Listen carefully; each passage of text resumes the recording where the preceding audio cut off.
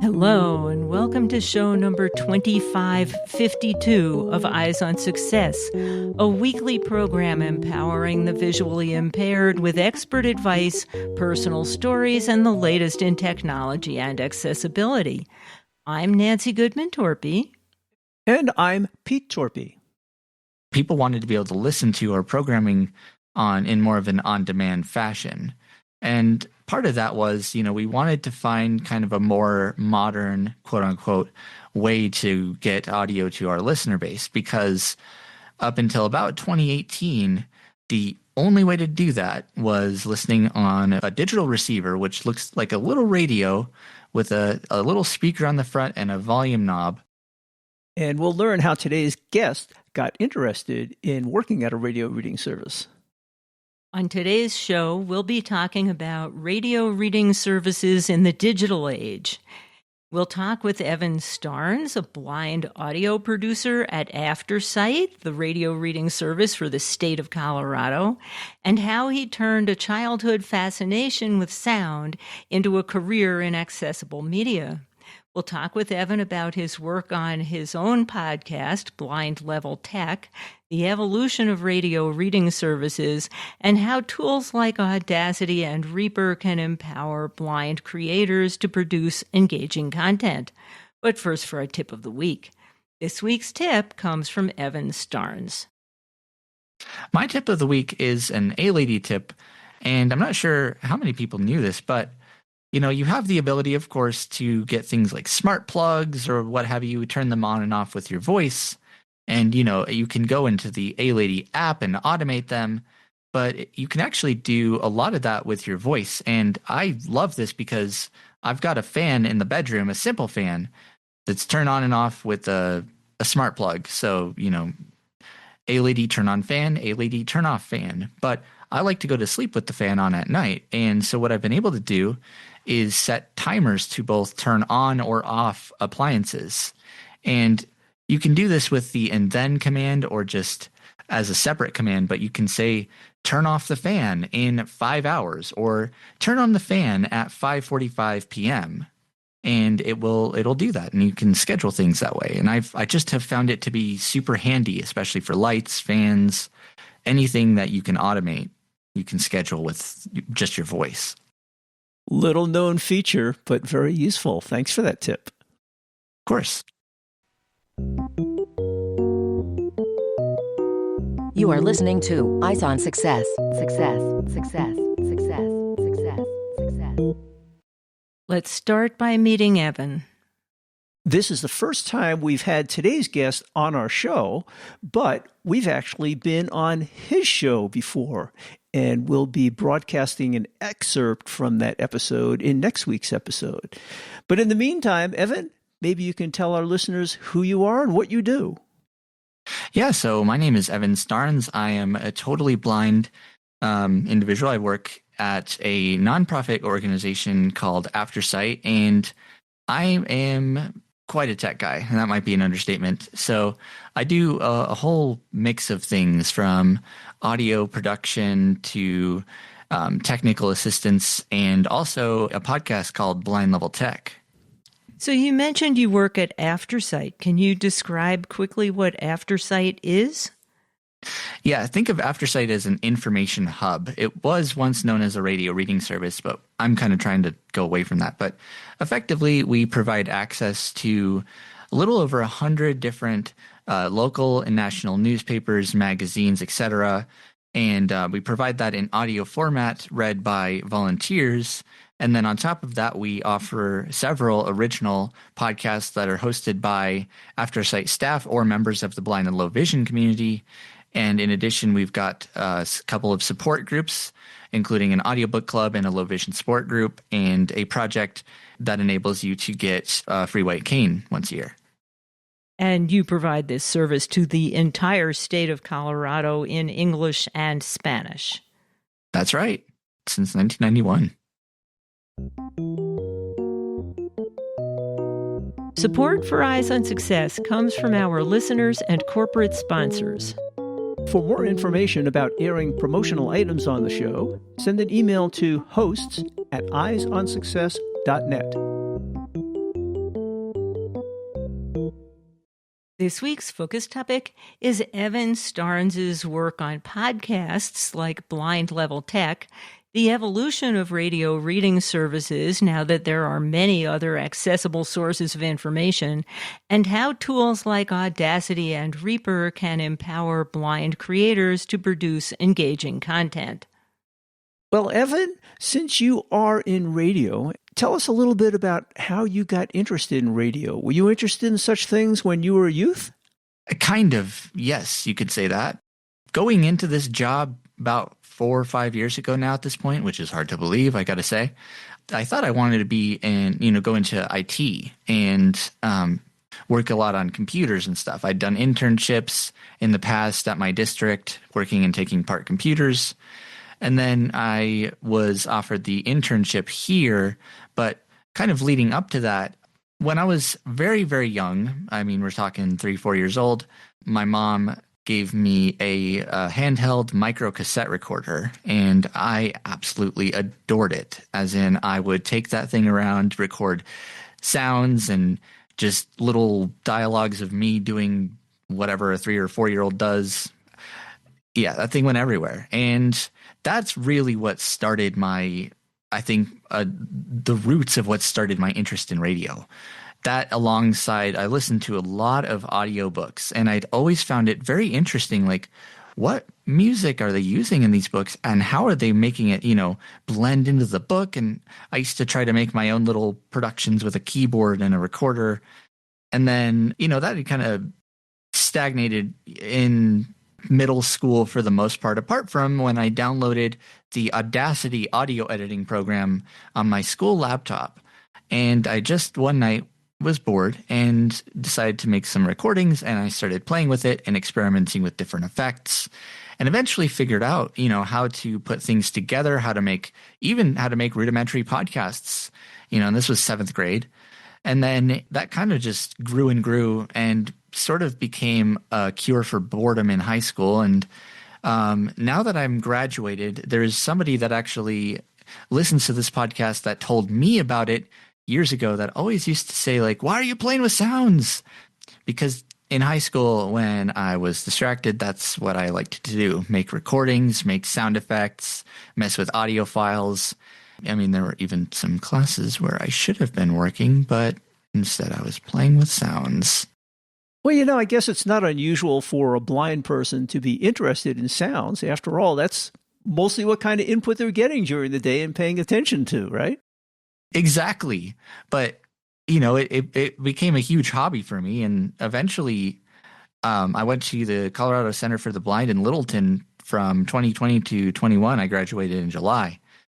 And that year, about April 2021, I was offered an internship. The folks here at what was Audio Information Network of Colorado, when I started, were looking for somebody to help fix up some volunteers' audio. This being like right smack dab in the middle of COVID, we had actually 100% of our volunteers, and this is about 120 volunteers, were recording from home, and they did an interview of me. I remember I was sitting in the tech room in the one of the offices at the center, and I was spinning around in a desk chair, and I don't think they noticed.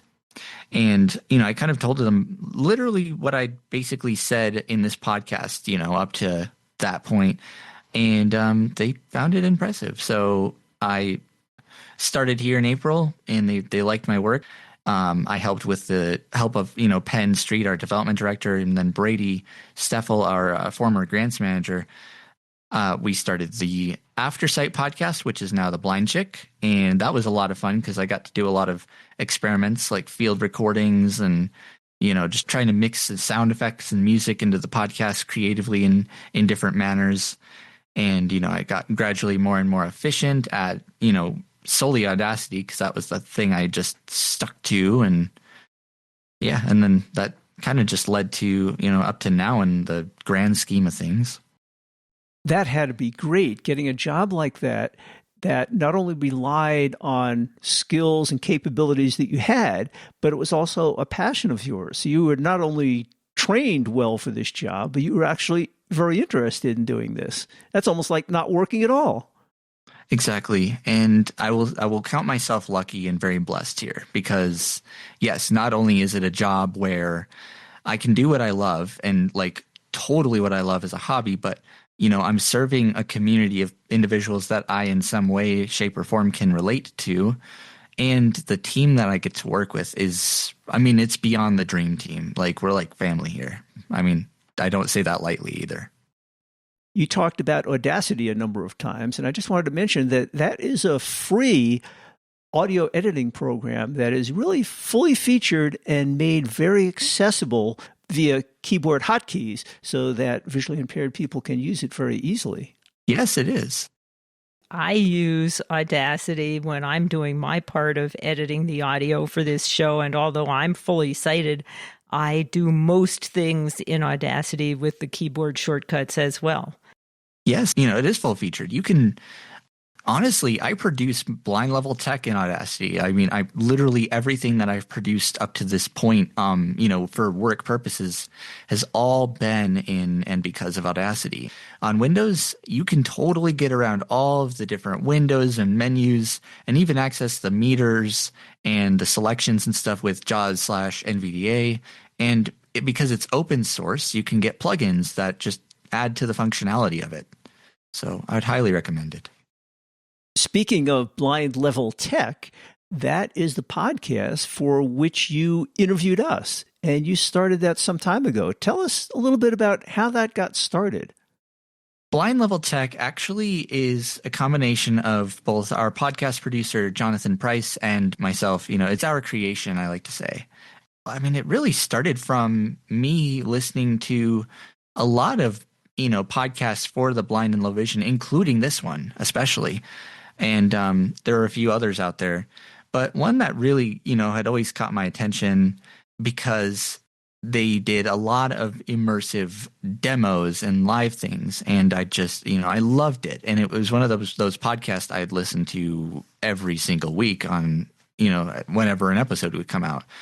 And starting at Aftersight, we'd had the Blind Chick podcast or Aftersight going for quite a while. We'd done about a little over 25 episodes, and we'd wanted to start kind of more of a, because one of the things they'd asked me being, a younger person, quote unquote, yes, actually, was how can Audio Information Network, now Aftersight, and other radio reading services appeal to younger generations? And one of the things I had suggested was we need to have a show about, gaming and technology and the latest and greatest.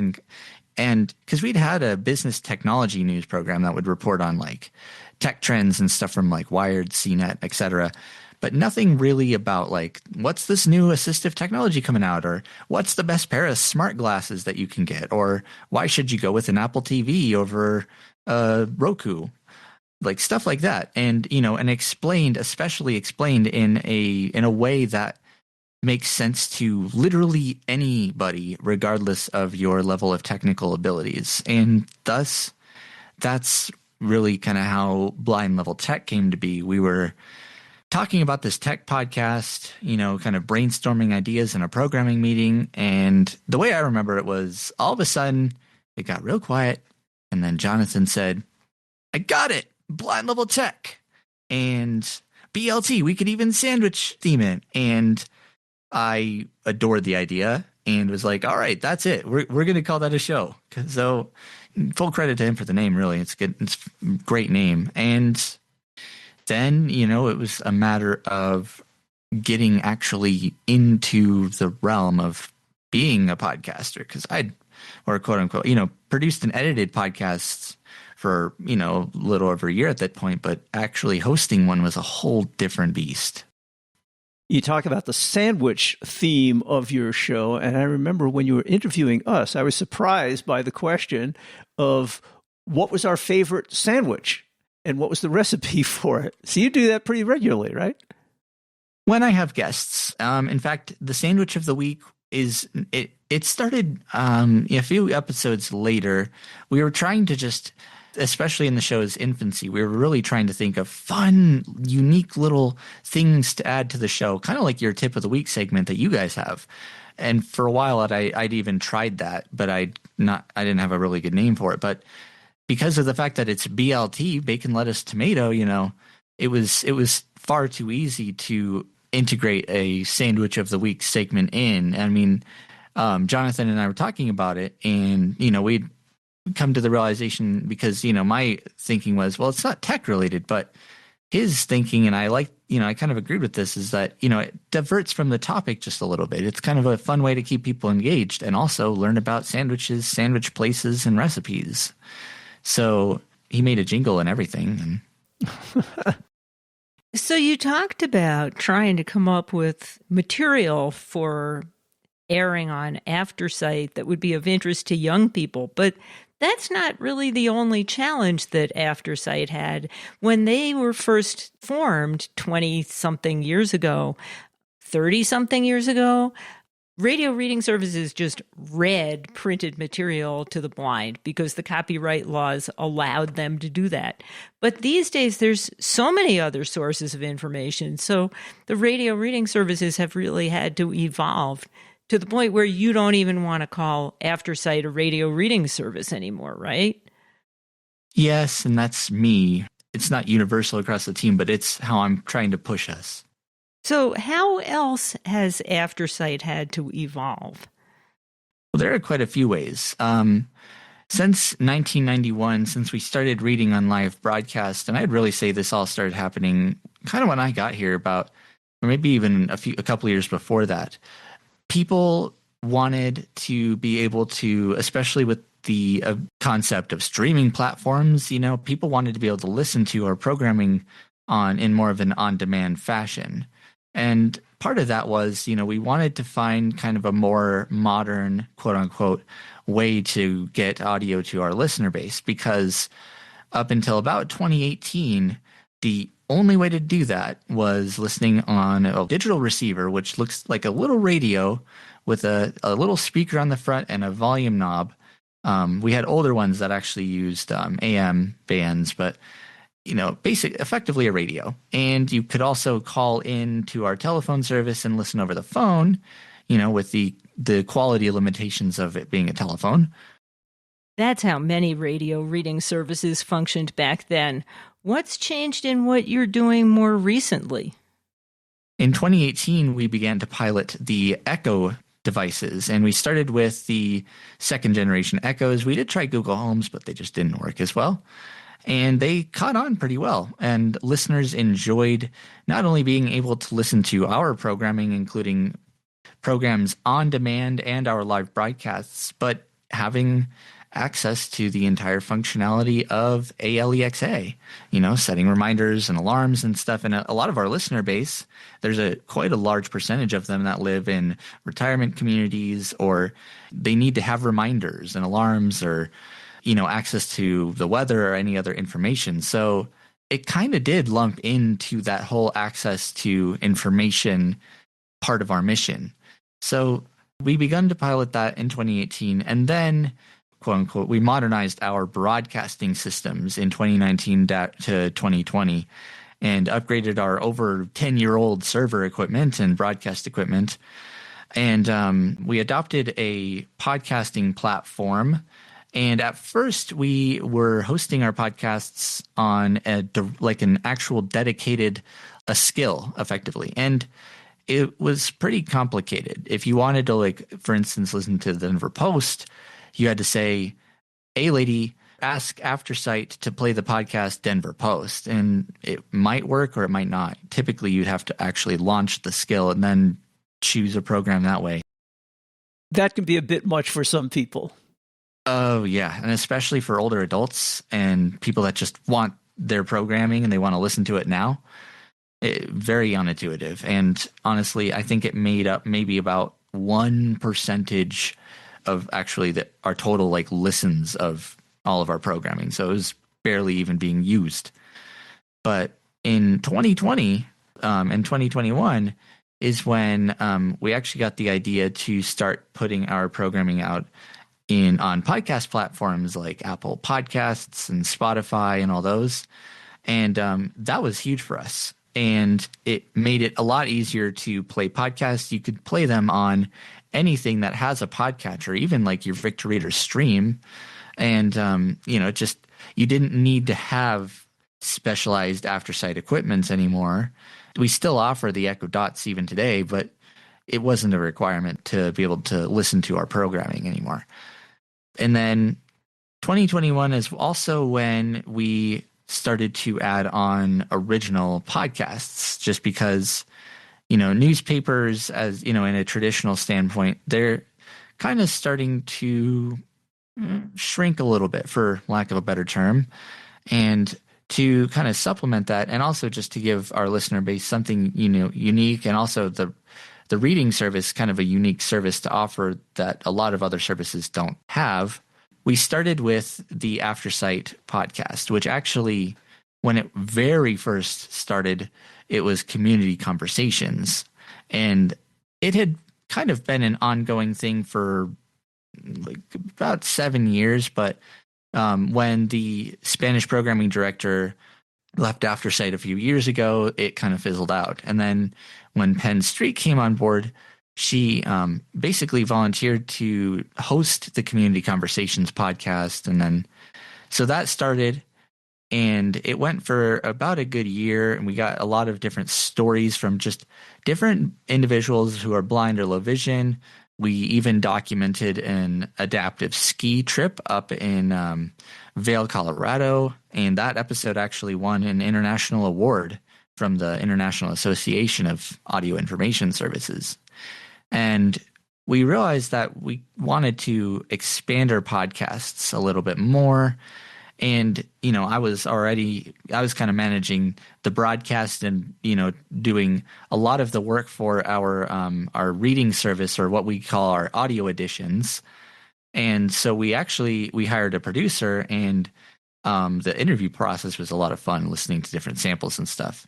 And that's when we hired Jonathan Price, and I am thankful every single day that we made that decision, because he has his own cool backgrounds as far as, being a podcast producer for like a decade, but he was also a film score producer. So a lot of the music that you hear on our podcast is original, and that it's stuff that he's composed. Then, that's when we got Blind Level Tech, Navigating Life with Vision Loss, Blind Sight Mental Health, now Code Orange. And that's really, been huge for us, as far as it's gotten us some national and even some international recognition. We even interviewed a lady named Oksana from Russia and she was actually on BLT a few months back. And that's been huge for us as far as, staying relevant in the community.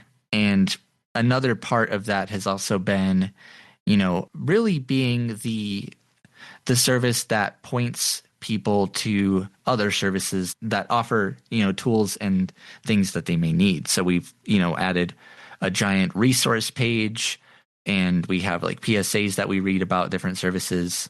And then in 2023, we added the White Cane Project and started hosting like the low vision support groups. So really, that's basically how we've adapted our ways to, not just be a radio reading service, more of an info hub. And now you're carrying Eyes on Success as well. Yes, because we do carry a few different podcasts that are meant for people who are blind or have low vision, Eyes on Success being one of them. And I've got to say, I think you guys reached out first to us. You'd asked if we could host it on our platform, and I was over the moon, first of all, I got to say. And we also do host the Tactile Traveler and Disability Diaries with Stephen Vine. So Penny Forward on Mute. We're trying to build a library of podcasts for the blind or low vision community. Well, it sounds like you got into this field at a very interesting time when there were lots of changes, and it has to be very exciting for you. You do a good job at what you do. Well, thank you. It is interesting, especially with all the AI stuff coming out now. And hopefully AI won't replace the hosts of any of these podcasts yet. Mark my words, it never will. ever, period. Right. I will put my full name on that. That's never going to happen. You are listening to Eyes on Success. Success, success, success, success, success. Now for this week's final item, how to learn more about Aftersight and their services, including the podcasts that they air, and how to contact them, including today's guest, Evan Starnes. Well, Evan, if people had questions for you or they want to find out more about Aftersight Radio, how can they do that? Well, first of all, if you'd like to find out about Aftersight, the best way to do that is visiting our website, which is aftersight.org. And on our main page of our website, there's a giant list of all sorts of things, from our original podcasts, our audio editions, our resource pages, White Cane Project. All those links are there. And that's also where you can register to be a listener if you're not. And or if a phone call is more your thing, you can also give us a call at 303-786-7777. But if you have questions for me, Evan Starnes, I'm always an email away. I'm happy to answer any, to the best of my abilities, your tech questions or, oh boy, I'm going to say that. I'm going to regret it now, aren't I? But you can definitely reach out to me, Evan, EVAN, at aftersight.org. Or if you call 303-786-7777 and hit option 4, my extension's 106. And I'm more than happy to talk to you during, business hours, of course. And if you'd like to follow us, on social media, we do also have a presence on Facebook, Instagram, Blue Sky, Mastodon, YouTube, LinkedIn. So definitely feel free to go over and follow us on those platforms. And if you want to follow me on Mastodon or any of those, it's EVDOG1245 on Mastodon if you'd like to do that. I don't really post much on there, but I do keep tabs on a lot of the blind community there too. And of course, the show notes for episode 2552 will have all of that information in case you missed it in the audio. That's it for today's show. Next week on Eyes on Success will be the end of the year 2025, and so we are doing a year-end special celebrating 15 years of airing this podcast. It will feature an edited version of an episode of Evan Starnes' Blind Level Tech, in which he interviewed us for his show. We'll discuss the origins of Eyes on Success, challenges in podcasting, memorable episodes, rewarding connections with guests, and how the show has grown over 15 years to inspire the blind community. And if you look in our archives, you'll find nearly 800 episodes that we've done over that time span. So join us next week for that episode. You've been listening to Eyes on Success, hosted and produced by Nancy Torpey and Peter Torpey. You can access the full archive of previous shows, subscribe to the podcast, and much more by going to our website, www.eyesonsuccess.net.